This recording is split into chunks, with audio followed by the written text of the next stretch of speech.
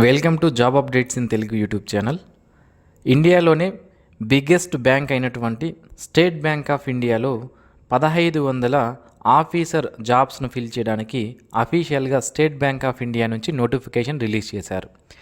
ఈ జాబ్స్కి సంబంధించి అప్లికేషన్ చేసుకోవడానికి ఎటువంటి ఎక్స్పీరియన్స్ మనకు అవసరం లేదు, బేసిక్ క్వాలిఫికేషన్ ఉంటే సరిపోతుంది. మనం ఈ జాబ్స్కి అప్లికేషన్ చేసుకోవచ్చు. ఇప్పుడు ఎవ్రీ ఇయర్ ఈ స్టేట్ బ్యాంక్ ఆఫ్ ఇండియా నుంచి ఆఫీసర్ లెవెల్ జాబ్స్ కోసం ఎవ్రీ ఇయర్ నోటిఫికేషన్ రిలీజ్ చేస్తారు. సో ప్రజెంట్ 2026 సంవత్సరానికి సంబంధించి ప్రజెంట్ మనకి నోటిఫికేషన్ రిలీజ్ చేశారు. ఈ జాబ్స్కి సంబంధించి 1500 వేకెన్సీలు, కొన్ని వేకెన్సీ బ్యాక్లాగ్ వేకెన్సీ కూడా ఉన్నాయి. సో బ్యాక్లాగ్ వేకెన్సీ అంటే ఇంతకుముందు 2025లో నోటిఫికేషన్ రిలీజ్ చేసినప్పుడు ఏవైతే పోస్టులు కొన్ని ఫిల్ అవ్వకుండా ఉండిపోయి ఉంటాయో, ఇప్పుడు కొంతమంది డౌట్ ఉంటుంది, ఏంటి ఇంత కాంపిటీషన్లో కూడా కొన్ని వేకెన్సీస్ ఎందుకు ఫిల్ అవ్వకుండా ఉండిపోయి ఉంటాయి అని. ఓకేనా? సో కొన్ని కారణాల వలన కొన్ని వేకెన్సీ ఫిల్ అవ్వవు. అది నేను మీకు క్లియర్గా ఈ నోటిఫికేషన్లో ఈ వీడియోలో చెప్తాను, నోటిఫికేషన్ ఎక్స్ప్లెయిన్ చేస్తూ చెప్తాను. ఓకేనా? సో కాబట్టి ఎందుకు లాస్ట్ టైం కొన్ని వేకెన్సీ ఫిల్ అవ్వకుండా మిగిలిపోయాయి, ఆ వేకెన్సీని ఎందుకు ఇప్పుడు దీంట్లో కలిపారు, సో అన్ని వివరాలు క్లియర్గా నేను మీకు ఎక్స్ప్లెయిన్ చేస్తాను. ఇంతవరకు ఎవరైతే మన యూట్యూబ్ ఛానల్కి సబ్స్క్రైబ్ చేసుకోలేదో, ఇలాంటి డైలీ జాబ్ అప్డేట్స్ మీరు మిస్ అవ్వకుండా పొందడానికి ఇప్పుడే మన యూట్యూబ్ ఛానల్కి సబ్స్క్రైబ్ చేసుకోండి. Dear friends, state bank of India నుంచి అఫీషియల్గా రిలీజ్ చేసిన నోటిఫికేషన్ ఇది. టోటల్గా మనకి 1500 జాబ్స్ ఉన్నాయి. అయితే ఇప్పుడు ప్రజెంట్ ఇయర్కి 1446 వేకెన్సీ ఉంటే, లాస్ట్ ఇయర్ నోటిఫికేషన్లో మిగిలిపోయినటువంటి బ్యాక్లాగ్ వేకెన్సీ మనకి 54 పోస్టులు ఉన్నాయి. టోటల్గా 1500 జాబ్స్కి నోటిఫికేషన్ రిలీజ్ చేశారు. సో ఇక్కడ బ్యాక్లాగ్ వేకెన్సీ ఎందుకు ఇచ్చారు అనేది చాలామందికి డౌట్ అనేది ఉంటుంది. సో లాస్ట్ టైం అంటే 2025లో నోటిఫికేషన్ రిలీజ్ చేసినప్పుడు ఎస్సీ మరియు ఎస్టీ కేటగిరీకి సంబంధించి ఇక్కడ అభ్యర్థులు దొరకలేదు. ఓకేనా? ఫైనల్ మెరిట్ లిస్ట్కి వచ్చే దగ్గరికి మనకి ఇన్ని వేకెన్సీస్ అనేవి ఏర్పడ్డాయి. ఫైనల్ మెరిట్ లిస్ట్ వరకు అంతమంది రాలేదన్నమాట. సో వాటిని ఇప్పుడు ప్రజెంట్ బ్యాక్లాగ్ వేకెన్సీ కింద తీసుకొని ఆ జాబ్స్ని అన్రిజర్వ్డ్లో కలపకుండా ఓన్లీ ఎస్సీ ఎస్టీ వాళ్ళతో మాత్రమే ఆ వేకెన్సీని ఫిల్ చేస్తారు. అది మీరు గమనించాలి. ఓకేనా? సో బ్యాక్లాగ్ వేకెన్సీని ఎప్పుడు కూడా ఎస్సీ ఎస్టీ వాళ్ళతోనే ఫిల్ చేయడం జరుగుతుంది. సో ఇప్పుడు ఆ వేకెన్సీని కలిపి టోటల్గా 1500 వేకెన్సీకి నోటిఫికేషన్ ఇచ్చారు. సో ఇప్పుడు ప్రజెంట్ టోటల్గా ఎన్ని వేకెన్సీ ఉన్నాయి కేటగిరీ వైజ్గా అంటే, ఎస్సీ కేటగిరీ 234, ఎస్టీ కేటగిరీ వాళ్ళకి 144, OBC 390, economically weaker section 144, unreserved కేటగిరీలో 588 వేకెన్సీ ఉన్నాయి. అయితే పర్సన్ విత్ డిజేబిలిటీ వాళ్ళకి హారిజంటల్ రిజర్వేషన్స్ అనేవి ఉంటాయి. ఇక్కడ విఐ కేటగిరీ వాళ్ళకి 15, హెచ్ఐకి 16, ఎల్డీకి 14, డి&ఈ కేటగిరీలకు సంబంధించి 16 వేకెన్సీస్ ఇచ్చారు టోటల్గా. ఓకేనా? సో ఈ జాబ్స్కి సంబంధించి ఇక నోటిఫికేషన్కి సంబంధించిన పూర్తి వివరాలు తెలుసుకుందాం. మొదటగా ఇంపార్టెంట్ డేట్స్ విషయానికి వస్తే మనకి ఆన్లైన్ అప్లికేషన్ అనేవి ఆల్రెడీ స్టార్ట్ అయ్యాయి. సో లాస్ట్ డేట్ వచ్చి అప్లికేషన్ చేసుకోవడానికి లాస్ట్ డేట్ మనకి 8/7/2026 లోపు చేసుకోవాల్సి ఉంటుంది. అండ్ దీనికి సంబంధించినటువంటి ప్రిలిమినరీ ఎగ్జామినేషన్ యొక్క కాల్ లెటర్స్ మనకి 2nd లేదా 3rd వీక్ ఆఫ్ జూలైలో వచ్చే అవకాశం ఉంది.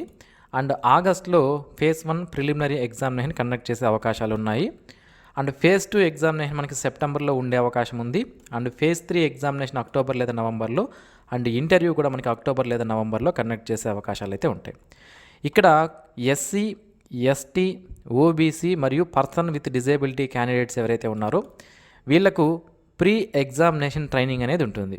ఇది జూలై నెలలో కండక్ట్ చేస్తారు. ఒక వారం రోజుల పాటు ఈ ప్రీ ఎగ్జామినేషన్ ట్రైనింగ్ కండక్ట్ చేయడం జరుగుతుందన్నమాట. ఇంతకుముందు ఏదైనా ఒక కోచింగ్ ఇన్స్టిట్యూట్కి రమ్మని చెప్పి అక్కడ ప్రీ ఎగ్జామినేషన్ ట్రైనింగ్ అనేది ఇచ్చేవాళ్ళు, బట్ ఇప్పుడు ఆన్లైన్లో ఇస్తున్నారన్నమాట. ఓకేనా? సో ఈ ప్రీ ఎగ్జామినేషన్ ట్రైనింగ్ ఎందుకు, అందులో ఏముంటుంది అంటే, ఎవరైతే ఎస్సీ, ఎస్టీ, ఓబీసీ మరియు పర్సన్ విత్ డిజేబిలిటీ అంటే రిజర్వ్డ్ కేటగిరీ వాళ్ళు ఎవరైతే ఉన్నారో వీళ్ళు ఆర్థికంగా ఇబ్బంది పడుతుంటారు కోచింగ్ తీసుకోకుండా. కాబట్టి వాళ్ళకి సిలబస్ పైన అవగాహన పెరగడానికి ఈ ఎస్సీ, ఎస్టీ, ఓబీసీ మరియు పర్సన్ విత్ డిజేబిలిటీ క్యాండిడేట్స్కి ప్రీ ఎగ్జామినేషన్ ట్రైనింగ్ అనేది వారం రోజుల పాటు గవర్నమెంట్ వాళ్ళు ఫ్రీగా ఇవ్వడం జరుగుతుందన్నమాట. సో దీనికి ఎటువంటి డబ్బులు పే చేయాల్సిన అవసరం లేదు. ఎగ్జామినేషన్ కంటే ముందు మనకి ఇది కండక్ట్ చేస్తారనమాట, ప్రీ ఎగ్జామినేషన్ ట్రైనింగ్ అనేది. ఆన్లైన్ అప్లికేషన్ ఫిల్అప్ చేసేటప్పుడు అక్కడ ఒక కాలంలో మీకు ఒక పాయింట్ అనేది ఉంటుంది, మీకు ప్రీ ఎగ్జామినేషన్ ట్రైనింగ్ కావాలా వద్దా అనేది. సో ఆన్లైన్ అప్లికేషన్ ఫిల్అప్ చేసేటప్పుడు ప్రీ ఎగ్జామినేషన్ ట్రైనింగ్ కావాలి ఎస్ అని కానీ మీరు సెలెక్ట్ చేసుకుంటే ప్రీ ఎగ్జామినేషన్ ట్రైనింగ్కి సపరేట్గా మీకు మనకి హాల్ టికెట్ వస్తుంది. దాన్ని డౌన్లోడ్ చేసుకుని ప్రీ ఎగ్జామినేషన్ ట్రైనింగ్ అనేది మీరు అటెండ్ అనేది అవ్వచ్చు. ఓకేనా. సో ఎవరైనా SC, ST, OBC, person with disability candidates ఎవరైనా ఉంటే ఈ అవకాశాన్ని యూటిలైజ్ చేసుకోండి. ఇక ఏజ్ లిమిట్ విషయానికి వస్తే 21 నుంచి 30 సంవత్సరాల మధ్యలో ఉన్న అభ్యర్థులు అప్లై చేసుకోవచ్చు. 1/4/2026 నాటికి ఈ యొక్క ఏజ్ అనేది చూసుకోవాల్సి ఉంటుంది. ఓబీసీకి సంబంధించిన వాళ్ళకి 3 సంవత్సరాల ఏజ్ రిలాక్సేషన్ ఉంటుంది కాబట్టి 33 సంవత్సరాల వరకు ఉన్నటువంటి ఓబీసీ వాళ్ళు అప్లికేషన్ చేసుకోవచ్చు. ఎస్సీ, ఎస్టీ కేటగిరీ వాళ్ళకి 5 సంవత్సరాల ఏజ్ రిలాక్సేషన్ ఉంటుంది. సో 35 సంవత్సరాల వరకు ఉన్నటువంటి ఎస్సీ, ఎస్టీ వాళ్ళు అప్లికేషన్ చేసుకోవచ్చు. పర్సన్ విత్ డిజేబిలిటీ క్యాండిడేట్స్కి 10 ఇయర్స్ ఏజ్ రిలాక్సేషన్ ఉంటుంది. 40 సంవత్సరాల వరకు ఉన్నటువంటి పర్సన్ విత్ డిజేబిలిటీ వాళ్ళు అప్లికేషన్ చేసుకోవచ్చు. సో ఎక్స్ సర్వీస్ మెన్ అంటే ఇంతకుముందు డిఫెన్స్లో వర్క్ చేసి ఇండియన్ నేవీ, ఎయిర్ ఫోర్స్లో వర్క్ చేసి రిటైర్డ్ అయి ఉంటారు. వాళ్ళకి 5 ఇయర్స్ పాటు ఏజ్ రిలాక్సేషన్ అనేది ఉంటుంది వాళ్ళ సర్వీస్ రూల్స్ని బట్టి. ఇక ఈ జాబ్స్కి సంబంధించి క్వాలిఫికేషన్ విషయానికి వస్తే గ్రాడ్యుయేషన్ కంప్లీట్ చేసింటే సరిపోతుంది. ఏ గ్రాడ్యుయేషన్ అయినా పర్లేదు. మీరు పొందినటువంటి గ్రాడ్యుయేషన్ అనేది తప్పనిసరిగా యూనివర్సిటీ గ్రాంట్స్ కమిషన్ ద్వారా రికాగ్నైజేషన్ అనేది పొంది ఉండాలన్నమాట. ఓకేనా. సో డాక్యుమెంట్ వెరిఫికేషన్ అప్పుడు క్లియర్గా అవన్నీ కూడా యాంటిసిడెంట్స్ వెరిఫికేషన్ అన్నీ కూడా క్లియర్గా చేస్తారు కాబట్టి మీరు పొందిన సర్టిఫికేట్స్ యూనివర్సిటీ గ్రాంట్స్ కమిషన్ ద్వారా మీ యొక్క యూనివర్సిటీ రిజిస్ట్రేషన్ అయిందా లేదా అనేది క్లియర్గా చెక్ చేసుకోండి. ఓకేనా. సో ఎవరైనా డిస్టెన్స్ మోడ్లో కానీ ఇలా ఎవరైనా చదివి ఉంటే. ఇక ఈ ఎస్బీఐ నుంచి రిలీజ్ అయినటువంటి ఈ పీఓ నోటిఫికేషన్కి సంబంధించి ఎవరైతే అన్రిజర్వ్డ్ మరియు ఎకనామికలీ వీకర్ సెక్షన్ వాళ్ళు ఎవరైతే ఉన్నారో మీకు ఓన్లీ 6 టైమ్స్ మాత్రమే ఈ నోటిఫికేషన్కి అప్లికేషన్ చేసుకోవడానికి అవకాశం ఉంటుంది. Unreserved person with disability, economically weaker section person with disability, OBC person with disability వీళ్ళు 9 సార్లు మాత్రమే ఈ నోటిఫికేషన్కి అప్లికేషన్ చేసుకోవాలి. ఎస్సీ, ఎస్టీకి సంబంధించిన వాళ్ళైతే ఎన్నిసార్లు అయినా సరే ఈ నోటిఫికేషన్కి అప్లికేషన్ చేసుకోవచ్చు అనమాట. అంటే ఈ నోటిఫికేషన్ కంటే ఫ్యూచర్లో విడుదలయ్యే నోటిఫికేషన్స్కి కూడా ఈ రిస్ట్రిక్షన్స్ అనేది ఇవ్వడం జరిగింది. నెక్స్ట్ ఈ జాబ్కి మీరు అప్లికేషన్ చేయాలంటే మీ సిబిల్ స్కోర్ అనేది బాగుండాలి. ఓకేనా. సో సిబిల్ స్కోర్ మీకు బాగుందా లేదా అనేది మీరు అప్లై చేసే ముందే ఒకసారి చెక్ చేసుకొని అప్లికేషన్ చేయండి అంటున్నారు. ఎందుకు ఈ సిబిల్ స్కోర్ అనేది ఇక్కడ ఇంట్రడ్యూస్ చేశారు ఈ నోటిఫికేషన్లో నిరుద్యోగుల కోసం? ఎందుకు ఇది అసలు పెట్టారు ఈ నోటిఫికేషన్లో అంటే స్టేట్ బ్యాంక్ ఆఫ్ ఇండియా నుంచి ఈ జాబ్ నోటిఫికేషన్ వచ్చింది. ఇదంతా కూడా ఫైనాన్స్కి సంబంధించినటువంటిది. సో మీరు మీ యొక్క ఫైనాన్స్ అంటే మీ పర్సనల్ ఫైనాన్స్నే కరెక్ట్గా చూసుకోలేని వాళ్ళు బ్యాంకుకి సంబంధించినటువంటి ఫైనాన్స్ని ఏ విధంగా చూస్తారు అనే ఉద్దేశంతో మనకి సిబిల్ స్కోర్ అనేది బాగుంటేనే ఈ జాబ్స్కి అప్లికేషన్ చేసుకోవాలి అనేది క్లియర్గా 5th పాయింట్లో మనకి ఇవ్వడం జరిగిందనమాట. కాబట్టి ఒకసారి చెక్ చేసుకోండి. ఇక అప్లికేషన్ ఫీజు విషయానికి వస్తే 750 రూపాయల అప్లికేషన్ ఫీజు అనేది ఎకనామికలీ వీకర్ సెక్షన్, అన్రిజర్వ్డ్ మరియు ఓబీసీ వాళ్ళు పే చేయాలి.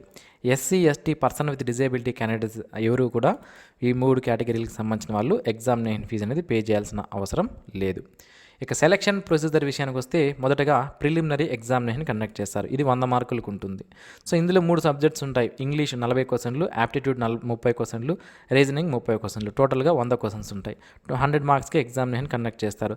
సపరేట్ టైం స్లాట్ అనేది ఉంటుంది. ఇంగ్లీష్కి 20 మినిట్స్, యాప్టిట్యూడ్కి అలాగే అబిలిటీకి 20 మినిట్స్ అనేది సపరేట్ టైం స్లాట్ అనేది ఉంటుంది. సో 1 అవర్ టోటల్గా మనకి ఎగ్జామ్ టైం అనేది ఇస్తారు.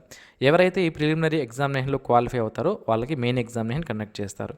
సో ఈ మెయిన్ ఎగ్జామినేషన్ సంబంధించి మనకి ఆబ్జెక్టివ్ టైప్లో మనకి 3 అవర్స్ ఉంటుంది అండ్ డిస్క్రిప్టివ్ టైప్కి సంబంధించి సపరేట్గా ఉంటుందన్నమాట.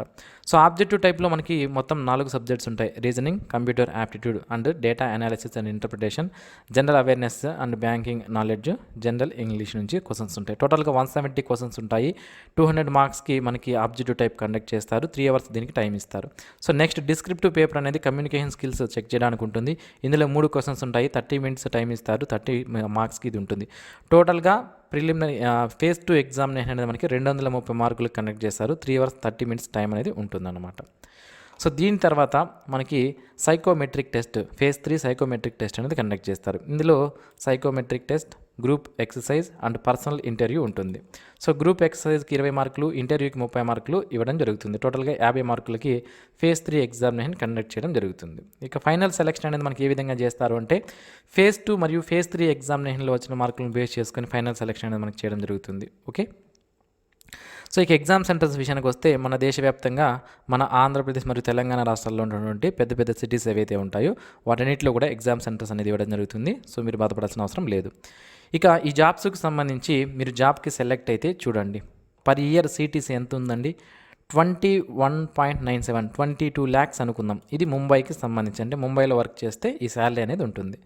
సో నియర్లీ నెలకు మనకి 1,50,000కు పైగా శాలరీ మనకి ఈ ఎస్బీఐ పీఓకి రావడం జరుగుతుంది. ఏంటి బేసిక్ పే 48,000 ఉంది, మరి అంత ఎక్కువ శాలరీ ఎలా వస్తుందంటే దానికి DRS allowance, house rent allowance, CCA, PF, contributory pension scheme, ఇలా leave, LFC, medical facilities, rental facilities, ఇవన్నీ కూడా కలిపి మనకి అంత శాలరీ రావడం జరుగుతుంది. ఓకే, సో ఇది ఫ్రెండ్స్ ఈ నోటిఫికేషన్కి సంబంధించినటువంటి డీటెయిల్డ్ ఇన్ఫర్మేషన్. మీకు ఇంకా ఏమైనా డౌట్స్ ఉంటే వీడియో కింద కామెంట్స్లో తెలియజేయండి, నేను మీకు రిప్లై ఇస్తాను.